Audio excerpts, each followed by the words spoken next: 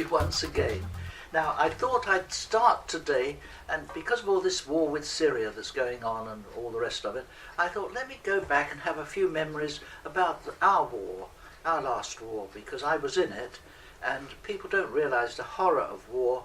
And I mean, once you've experienced it, you just don't want to have anything to do with it, and you'd never support it under any circumstances.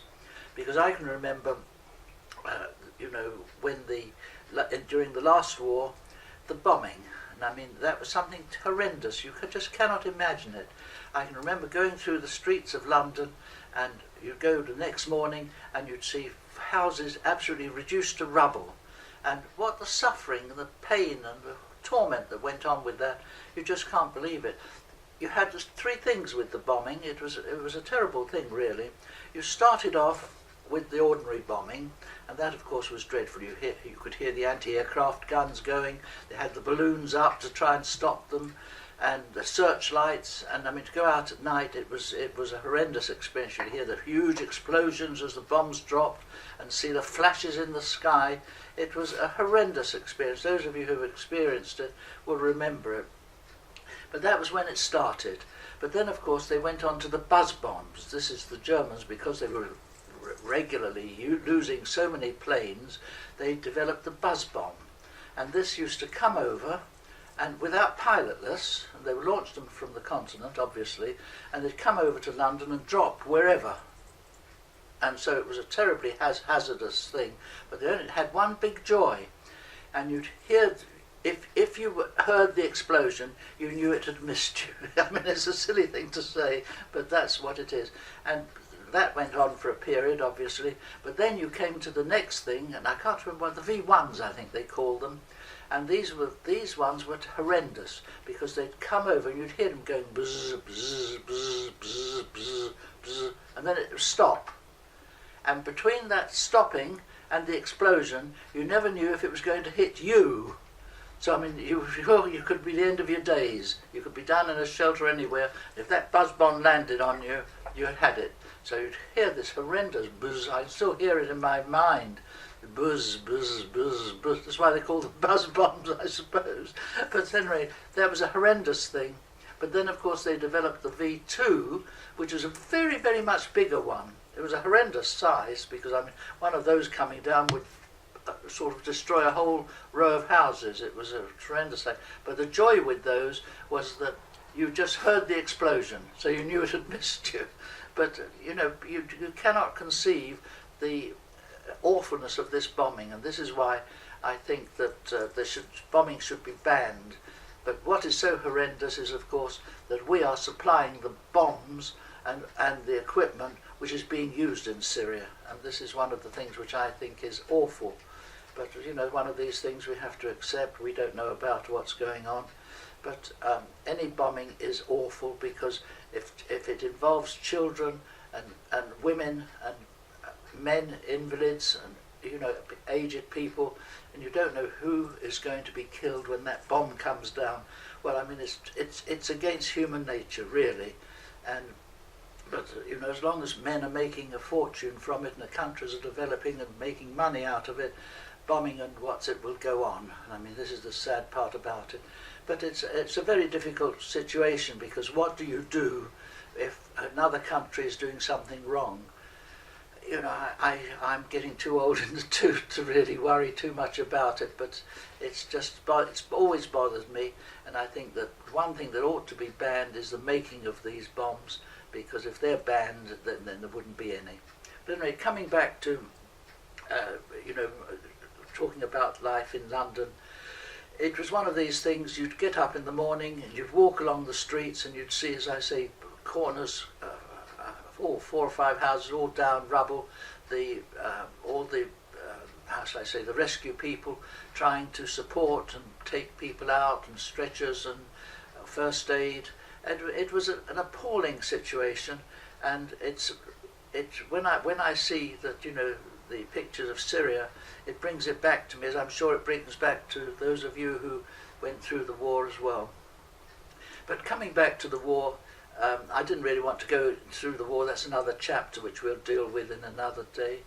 But when I was demobbed, I was out in Burma excuse me, I was out in Burma when I was demobbed, and they shipped me back to England, obviously. So we went from Burma by ship to Singapore, and I always remember coming out from Rangoon and sailing away from Burma and see all the temples. It was an incredible country, and I took my wife back there a few years ago, and it's one of the only countries in the world which hasn't developed. It's still very much as it was after the war. I did the same with Singapore, I might add. I took my wife, I said, well, come and I'm going to show you all the bazaars and all the bits. And I took her there. And of course there weren't any bazaars, and there's none of the straw huts that I remembered, because it was terribly bombed. And I asked, I said, where's the bazaar? And they said, oh, we're building one for tourists. So it just shows you how times change. Singapore today, I think it's the cleanest city in the world, because if you drop a paper on the floor, you're fined immediately if you're out in the street. There's no such thing as chewing gum on the ground, because I mean it's a terrible fine if you're caught with that. And one can learn a lot from these things. It's also a very safe place, because you can walk about. Crime is practically non-existent. Now how they do it I don't know, probably because there's such strictness. And I mean, you can walk around by yourself after midnight in the middle of Singapore in complete safety. At least you could a few years ago. I don't know, hope it's still the same, having said that. But I mean, you take London as an example.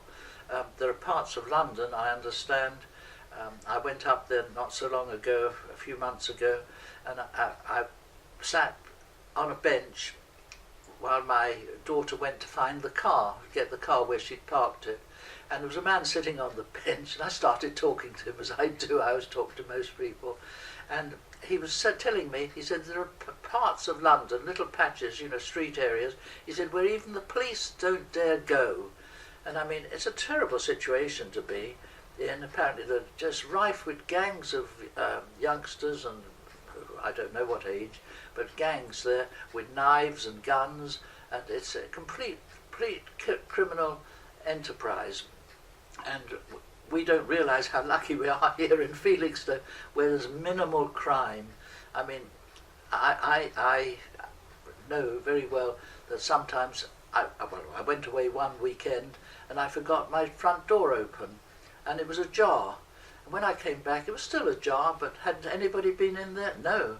But in London, apparently, if that had happened, they would not only have stripped the house, but probably been squatters in there as well.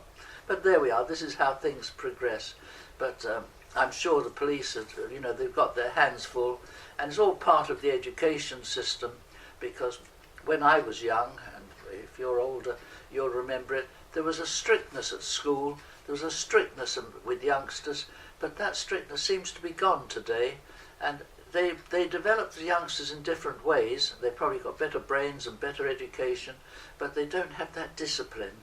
And in some ways that's good, in some ways it's bad. But what's the answer? You can only observe as you get older. But I'm reminiscing now. But the thing is, I came back from the Burma, and we went to Singapore first of all, and then we were shipped by sea, and we went from Singapore, went by air, and we flew to Ceylon, and I landed in Ceylon. We had to have a break there, and it's incredible to think back on it, but we had these huge bombers, and we were all sitting on virtually sacks all the way through the back of the bomber. It was a silly situation, really. But we landed in Ceylon, had a few days there, and then we came home when we were demobbed. And of course, the thing I remember about the demob was, of course, the demob suit. Everyone was given a suit. You went up to this counter and they said, what are your measurements? And if you were lucky, you remembered. If they didn't, they just put a tape measure around you and they gave you this suit. And there was a demob suit. And of course, it was very often the only suit that you had, because you'd lost all your worldly goods over a few years of the war, or been abroad, or what have you. And you had to start off from scratch. I went home. My parents lived in a large Victorian house, and I went home, obviously, and they were very good with the D-Mob because you were given the opportunity of training for whatever you wanted. And because I had had my education interrupted, I went on, I'd had my matriculation, I'd taken my matriculation, and those days you had to have that, then you went on to university. So they let me go on to a university, and I chose the London University, the LSE, which is the London School of Economics, and I went there for lectures, and it was fascinating, you know, to pick up where you'd left off. Very difficult, I might add, but in my leisure, for my occupation, one of the first nights I was home after I'd been demobbed, I walked along the road. I thought, well, I'd go dancing. Now, before the war and during the war, if men wanted to meet women or women wanted to meet men, where did they go? They went to a dance hall, and the Locarnos, which was big, huge dance halls, they used to be everywhere.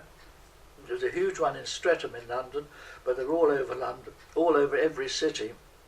And people used to go there if they wanted to meet a boy or a girl. That's where they went dancing. And so I walked down Balham High Street, I remember, and I suddenly saw this lights on the first floor, and I heard the music.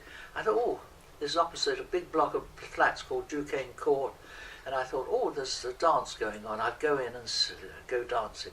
So I went in, and I paid my admission and went and sat down, you know, on the chairs around the dance hall, and blow me down. I thought, well, this is funny. Has dancing changed? Because I used to do my ballroom dancing. I was quite a good ballroom dancing, although I hadn't done any during the war. But at the end of the war, yeah, I remembered it. And I thought, well, that's very strange, if I've got some strange memory. And of course I didn't realise it, but it was old-time dancing, which I don't know whether it still goes on today. But old-time dancing is quite different from ballroom dancing. But fortunately there were two girls there, and I went over to them and asked them to dance when there was a waltz, an old-fashioned waltz, because that was what I remembered. There was the waltz, which was slow, quick, slow, I think it was, but the old-fashioned waltz, you had slow, quick, slow, quick, slow, and so I went over and I did the old-fashioned waltz with Marion, and I got talking, and we went back home by tram. She lived in Streatham, I lived in Tooting Bec, and we got on a tram together, and that was, of course, the good lady who was the joy of my life. I was married to her for 65 years. It's the first girl I met when I came back from Burma, and I stayed with her for 65 years. But of course, in those days, marriage was far more important than it is today, and I think it's a good thing as it was, because people stayed together and they put up with little bits of nonsense. Now things get out of hand and the marriage breaks up and causes a lot of unhappiness and heartbreak, and they don't realise that sometimes you've got to climb over the hills, as many of you know, to be together and love each other. But as I say, my poor wife, she died after a year's illness 3 years ago, and we've been married for 65 years from 1948, which is not bad going, and she was the joy of my life, a wonderful person. Anyone that can put up with me for 65 years has to be marvellous, I promise you. But on that happy note, I don't know how long we've gone today, but on that happy note I'll finish, and look forward to seeing you next time. Enjoy Felixstowe. I've always tell you, you've got a better climate in Felixstowe. We've got a better climate than anywhere else in the country because we're surrounded by water. We've got estuary on both sides. We have our own climate, and it's much milder. I speak to people away from here. They also, oh, it's so cold. It's quite moderate here. It's not too bad at all. We're very lucky. So goodbye, God bless you, and enjoy your life.